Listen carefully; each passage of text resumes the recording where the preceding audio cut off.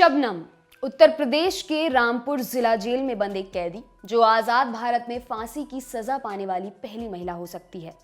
उत्तर प्रदेश के राज्यपाल और देश के राष्ट्रपति दोनों ने ही उसकी दया याचिका खारिज कर दी है। अब जेल प्रशासन ने फांसी की तैयारियां शुरू कर दी हैं। शबनम ने अपने प्रेमी सलीम के साथ मिलकर अपने ही परिवार के 7 लोगों की हत्या कर दी थी। घटना 14 अप्रैल 2008 को हुई थी। रामपुर जिला जेल के जेलर राकेश कुमार वर्मा ने इंडिया टुडे से कहा, उसकी दया याचिका राष्ट्रपति ने खारिज कर दी है। हमने अमरोहा जिला प्रशासन से उसके डेथ वारंट के लिए बात की है। वारंट मिलते ही उसे मथुरा जिला जेल भेजा जाएगा क्योंकि औरतों को फांसी देने की व्यवस्था वहीं पर है। इंडिया टुडे की रिपोर्ट के मुताबिक पूरे देश में केवल मथुरा जेल में महिला कैदियों की फांसी पर चढ़ाने की व्यवस्था है। लेकिन शबनम है कौन और उसका अपराध क्या है? अमरोहा जिले के बावनखेड़ी गांव की रहने वाली शबनम 2 विषयों में एमए है। पढ़ाई पूरी होने के बाद शबनम गांव के ही प्राथमिक स्कूल में पढ़ाने जाती थी। शबनम के घर में ही लकड़ी की कटाई का एक वर्कशॉप था। वहां काम करने वाले सलीम को शबनम पसंद करने लगी। सलीम 8वीं पास है। इस पूरी घटना के बारे में इस मामले के इन्वेस्टिगेटिंग ऑफिसर रहे आरपी गुप्ता ने डिटेल में आज तक से बात की। शबनम ने अपने घर वालों से कहा कि मैं सलीम से प्यार करती हूँ, शादी इसी से करूँगी। तो इसके पिता शौकत ने स्पष्ट शब्दों में मना कर दिया कि हमारा स्टेटस जो है सलीम के स्टेटस से काफ़ी अच्छा है, इसमें हमारी बदनामी होगी और हम तुम्हारी शादी किसी कीमत पर उसके साथ नहीं करेंगे। इस पर वो काफ़ी परेशान रही शबनम।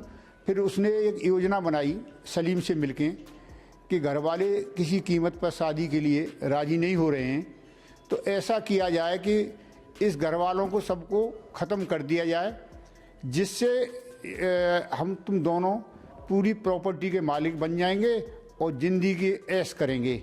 और मेडिकल स्टोर से 10 गोली बायपोज की लेकर के और उसको शबनम को दे दिए। रात को शबनम ने दूध में डाल करके उसने पूरे परिवार को पिला दिया, दूध में पिला दिया नशीली गोलियां। लेकिन उसका जो भतीजा था अर्श 11 महीने का, उसको नहीं पिलाया। इसके बाद शबनम ने क्या किया कि शबनम ने उसको सलीम को बुलाया और बुला करके शबनम ने खुद उसके सभी मृतकों के सिर पकड़े और सलीम ने कुल्हाड़ी से सभी 6 लोगों के गला काट दिए और अर्श का गला दबा करके 7 लोगों की हत्या करके सलीम और शबनम पहले ट्यूबवेल पर गए, हाथ पैर धोए। इसके बाद सलीम अपने घर चला गया। शबनम जो है वो अंदर आकर के उसने 12:30 बजे के करीब चिल्लाई ऊपर से। बच्चा जो है वो जिंदा बच गया था। तो शबनम ने फिर सलीम को कॉल किया कि ये जिंदा रह गया है, तुम दोबारा से आओ। सलीम ने मना कर दी कि मैं नहीं आऊँगा। तो शबनम ने उस 11 महीने के बच्चे को अपने हाथों से गला दबा करके मार दिया। शबनम पर कैसे हुआ पुलिस को शक? आरपी गुप्ता ने बताया कि शुरुआत में शबनम पीड़ित लग रही थी, वो बहुत रो रही थी। ऐसे में पुलिस की हिम्मत नहीं हो रही थी कि उस पर दबाव डालकर उससे कुछ पूछा जाए। शबनम ने अपने चचेरे भाइयों पर घटना को अंजाम देने का आरोप लगाया। उसने कहा कि उसके और उसके चाचा के परिवार के बीच प्रॉपर्टी को लेकर विवाद चल रहा था, इसलिए उन लोगों ने ऐसा किया। बेसिक पूछताछ के तहत आरपी गुप्ता ने शबनम से कुछ सवाल पूछे, जिनके जवाब के आधार पर उन्हें शक हुआ कि शबनम इस घटना में इन्वॉल्व हो सकती है।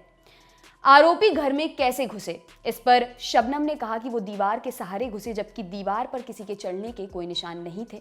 हमला करने वाले किधर से भागे? जवाब में शबनम ने कहा कि जीने से। हालांकि जीने से भागते तो दरवाजा खुला मिलता, लेकिन दरवाजा अंदर से बंद था। घटना के वक्त कहां थी? शबनम ने बताया कि उसे गर्मी लग रही थी, वो ऊपर गई थी, जबकि उसके घर बिजली थी, इन्वर्टर भी था। ऐसे में उसे ही क्यों गर्मी लग रही थी? इस पर शबनम कुछ बोल नहीं पाई थी। रात का वक्त था जब घर वाले अपने अपने कमरों में थे। उनके शरीर चादर से ढके हुए थे। ऐसे में उसे कैसे पता चला कि उन्हें मार दिया गया है? इस पर शबनम ने कहा कि उसने सबकी चादर हटाकर देखी थी, जबकि इस बात का कोई तुक नहीं बनता। जब आपको घटना का कुछ पता नहीं था तो आप घर वालों की चादर उठाकर क्यों देखोगे? आरपी गुप्ता ने बताया कि इस दौरान यूपी की मुख्यमंत्री मायावती भी शबनम से मिलने पहुंची थी। वो मुआवजे के तौर पर 5 लाख शबनम को देना चाहती थी, लेकिन शक के आधार पर उन्होंने ही रुपए देने से उन्हें रोका था।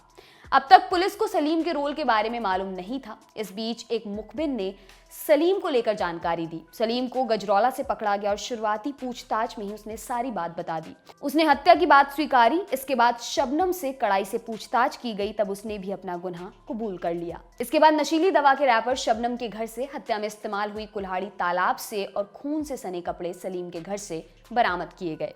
इस मामले में साल 2015 में सुप्रीम कोर्ट ने दोनों को सजाए मौत देने के इलाहाबाद हाई कोर्ट के फैसले को बरकरार रखा। दया याचिका खारिज होने के बाद अब उन्हें कभी भी फांसी दी जा सकती है। बता दें कि सलीम इस वक्त आगरा जेल में बंद है। पवन जल्लाद दे सकते हैं फांसी। मेरठ के पवन जल्लाद, जिन्होंने निर्भया के दोषियों को फांसी पर लटकाया था, शबनम को भी फांसी पर वही लटका सकते हैं। पवन जल्लाद ने मथुरा जेल पहुंचकर तैयारियों का जायजा लिया। उन्होंने कहा, उसने अपने प्रेमी के साथ मिलकर अपने परिवार वालों को मार डाला। उन्हें फांसी मिलनी चाहिए। मैं ट्रायल करूंगा, रस्सी की जांच करूंगा और देखूंगा कि बोर्ड पूरी तरह तैयार है कि नहीं। दूसरी तरफ इंडिया टुडे ने शबनम के चाचा सत्तार अली से बात की। उन्होंने कहा कि उसने अपने ही परिवार के 7 लोगों को बेरहमी से मार दिया। उसे फांसी मिलनी ही चाहिए। आपके लिए खबर लिखी हमारी साथी कुसुम ने। मेरा नाम है दिव्यांशी। देखते रहिए ऑर्डिनरी। शुक्रिया।